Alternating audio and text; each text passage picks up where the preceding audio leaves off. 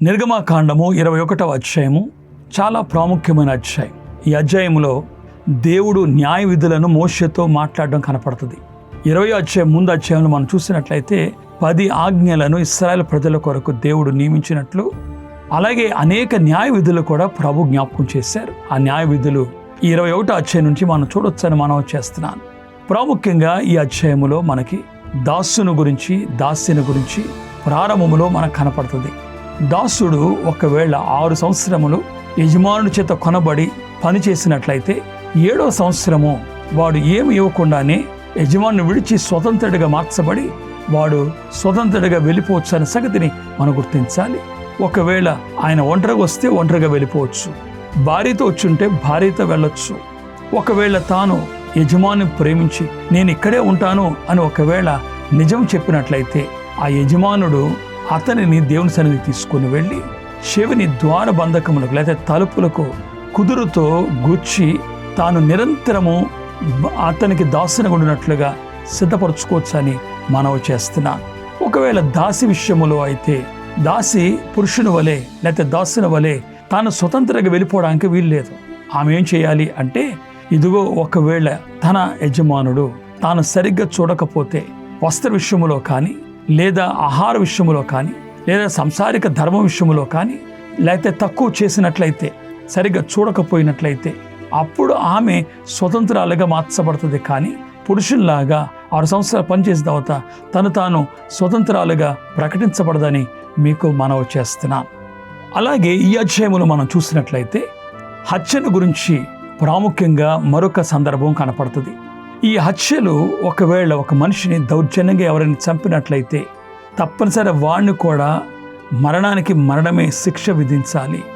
అలాగే ఒకవేళ తన తండ్రిని కానీ తల్లిని కానీ ఎవడైనా కొట్టిన ఎడల లేదా వారిని శపించిన ఎడల ఖచ్చితంగా వారిని చంపవలను, మరణశిక్ష వేయవలను అనే మాట మనం ఇక్కడ చూడొచ్చని మనవి చేస్తున్నాం. అలాగే గర్భవతిని హాని చేసిన ఎడల ఆ స్త్రీ ఎడల ఆ పెనిమిటి ఏదైతే కోరుకుంటాడో అది తీసుకొని తప్పనిసరిగా చెల్లించవాలని మీకు మనవి చేస్తున్నాను. ఒకవేళ ఆమెకు హాని కలిగిస్తే ప్రాణముకు ప్రాణము, కంటికి కన్ను, పంటికి పళ్ళు, అలాగే చేతికి చెయ్యి, కాలుకు కాలు, అలాగే వానికి గాయమునకు గాయము, అలాగే దెబ్బకు దెబ్బ నియమించవాలన్న సంగతిని మనం జ్ఞాపకం చేసుకోవాలి. ఇలాగా ఒకవేళ స్త్రీ విషయములో జరిగిస్తే ఇలాగ మనము ఆ స్త్రీ విషయములో చెల్లించవలనని ఈ యొక్క న్యాయ విధి మనకు కనపడుతుందని మీకు మనవి చేస్తున్నాను.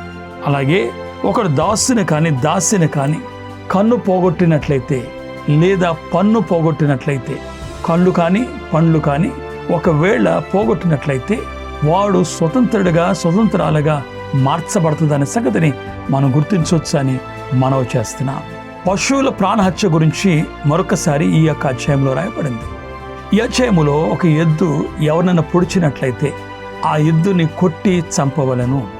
వాని చంపినందుకు ఆ ఎద్దును కూడా రాళ్ళతో కొట్టి చంపాలి.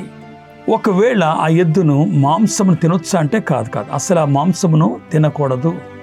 అలాగే ఒకవేళ ఆ ఎద్దు యజమానుని ఏమైనా హాని ఉంటుందంటే ఏ హాని ఉండదు, వాడిని నిర్దోషిగా మనం విడిచిపెట్టొచ్చు అని మీకు మనవి చేస్తున్నా.